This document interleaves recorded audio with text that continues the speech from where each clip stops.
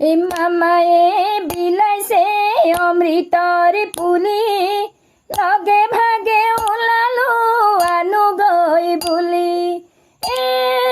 ধৰি ললো ভাড়া গাড়ী 1,000 গ'ল, 10,000 দিলে দেখোন সুতে মূলে ৰল। ডাল নাই পাত নাই আৰু নাই শিপা, লাহেকৈ পিৰালিতে মাৰি দিলো টিপা। আজি ৰুলো গছ পুলি পৰহিলে নাই, অমৃতৰ পুলি হেনো এনেকুৱাই।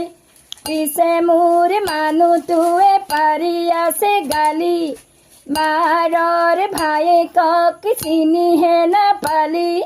বোপা ককাৰ মাটি মোৰ মিয়াদি পতা, তাতো আহি চকু দিলে বুজিলি নে কথা।